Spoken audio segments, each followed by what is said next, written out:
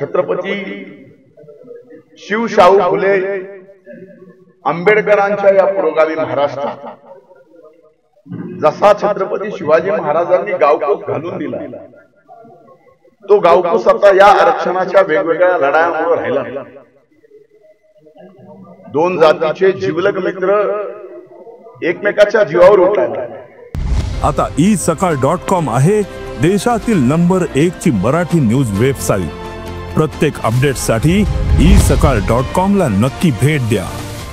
आपल्या आरक्षणाला कुठेतरी धोका पोचतोय म्हणून एका तरुणाने आपलं संबंध जीवन आरक्षण वाचावं त्याच्यासाठी चालणाऱ्या आंदोलनामध्ये आपल्या जीवनाची आहुती दिली. ती जीवनाची आहुती देताना त्याला 3 मुली, 1 मुलगा, बायको, घरदार काही दिसलं नाही. आणि ही तीव्रता या महाराष्ट्रामध्ये काही दिवसापासून आपण पाहतोय. म्हणून माझे हात जोडून पहिल्यांदा विनंती की ज्यांच्यासाठी आरक्षणचा फायदा होणार आहे तेच जर अशा आत्महत्या करू लागले तर मग हे आरक्षण द्यायचं कुणाला? म्हणून कुणीही आताताईपणा करू नका. सरकार अतिशय सजग आहे.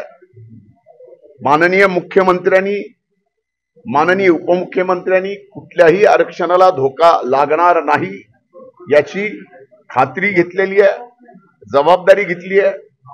आणि यामध्ये या सर्व गोष्टी पाहत असताना आपण माध्यमांनी सुद्धा आता छत्रपती शिवशाहू फुले आंबेडकरांच्या या पुरोगामी महाराष्ट्रात जसा छत्रपती शिवाजी महाराजांनी गावकूस घालून दिला, तो गावकूस आता या आरक्षणाच्या वेगवेगळ्या लढायांमुळे राहिला नाही. दोन जातीचे जिवलग मित्र एकमेकाच्या जीवावर उठायला आणि काही जिल्ह्यात तर पोलीस डिपार्टमेंट मध्ये पोलिसांना ड्रेसवर अन्नाव लावायची सुद्धा बंदी आहे. हे छत्रपती शाहू फुले आंबेडकरांच्या महाराष्ट्राला शोभणारं नाही.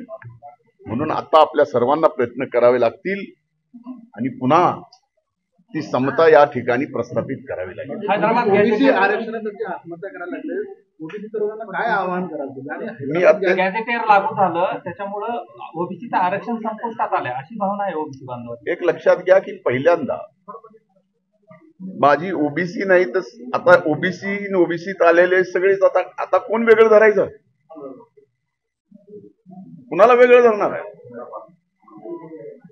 म्हणून माझी सर्व तरुणांना ज्यांना खऱ्या अर्थानं या आरक्षणाचा फायदा मिळणार आहे, मग ते कुठलंही आरक्षण होतं असं आता ताईपण करू नका. कुणाच्याही आरक्षणाला धोका बसणार नाही.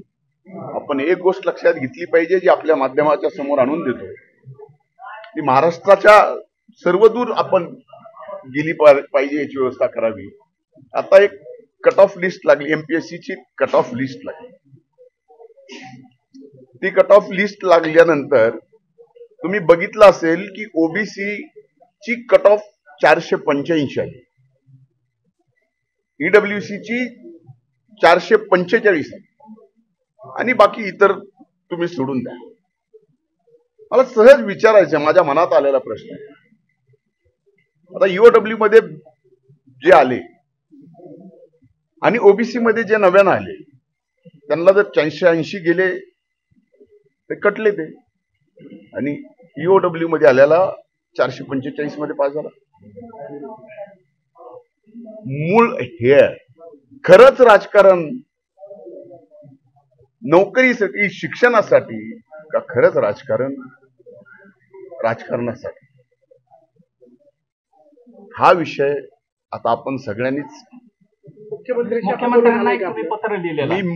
मी माननीय मुख्यमंत्री महोदयांना पत्र दिल्यानंतर त्यांचं माझं फोनवर एकदा बोलणं झालं, पण या प्रकरणामध्ये माझा त्यांचा मेसेज झाला आणि त्यांनी या सर्व जी काही मदत करायची सरकारच्या वतीनं त्याची जबाबदारी त्यांनी घेतलेलीच आहे. आम्ही सुद्धा आमच्या वतीने जी काही जबाबदारी घेतोय.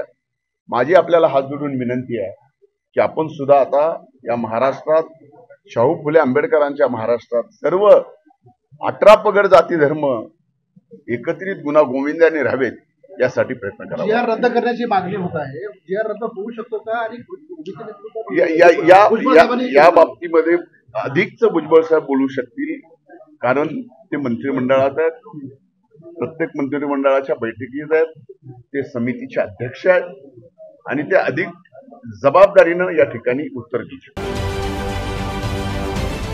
महाराष्ट्रातील सर्व बातम्यांचे विश्वासार्ह व्यासपीठ सकाळच्या सर्व सोशल मीडिया प्लॅटफॉर्मला लाईक, फॉलो आणि सबस्क्राईब करा. तसंच सर्व नोटिफिकेशनसाठी बेल आयकॉन प्रेस करायला विसरू नका.